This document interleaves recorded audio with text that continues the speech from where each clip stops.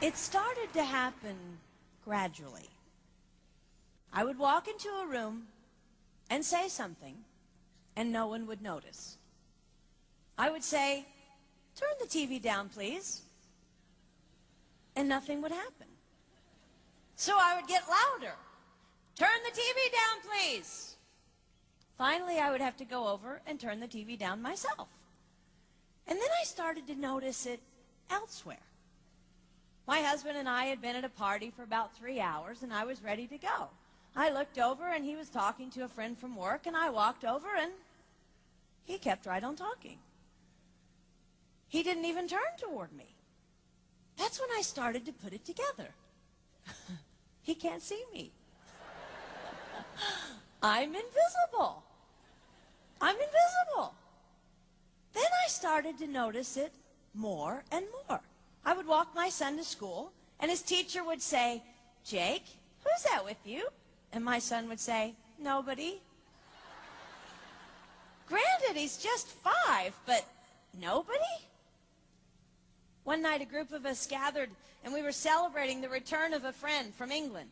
Janice had just taken this fabulous trip, and she was going on and on about the hotels she stayed in. And I was sitting there looking around at the other women at the table. I'd put my makeup on in the car on the way there. I had on an old dress because it was the only thing clean, and I had my unwashed hair pulled up in a banana clip, and I was feeling pretty darn pathetic. And then Janice turned to me, and she said, "I brought you this." It was a book on the great cathedrals of Europe. I didn't understand. And then I read her inscription. She wrote, "With admiration for the greatness of what you are building when no one sees." You can't name the names of the people who built the great cathedrals.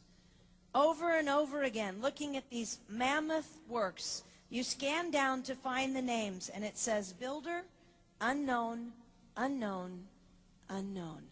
They completed things not knowing that anyone would notice. There's a story about one of the builders who was carving a tiny bird inside a beam that would be covered over by a roof. And someone came up to him and said, "Why are you spending so much time on something no one will ever see?" And it's reported that the builder replied, "Because God sees." They trusted that God saw everything.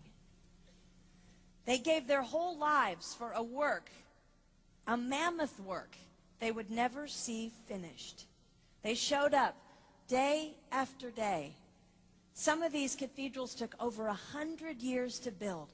That was more than one working man's lifetime. Day after day. And they made personal sacrifices for no credit.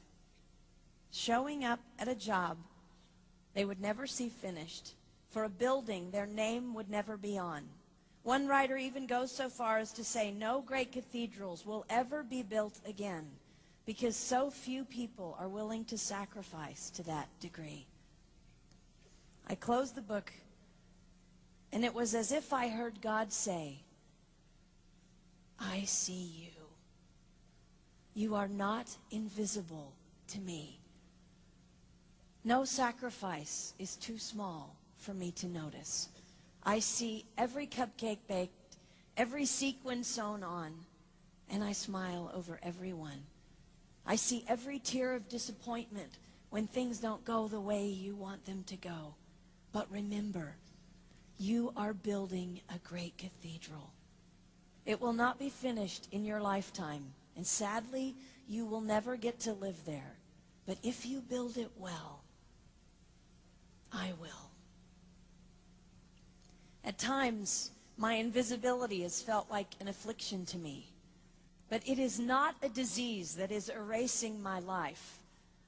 It is the cure for the disease of self-centeredness. It is the antidote to my own pride. It's okay that they don't see.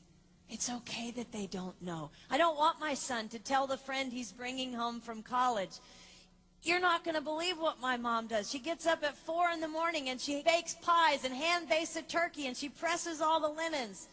Even if I do all those things, I don't want him to say that. I want him to want to come home. And secondly, I want him to say to his friend, you're going to love it there. It's okay that they don't see. We don't work for them. We work for him. We sacrifice for him. They will never see. Not if we do it right. Not if we do it well.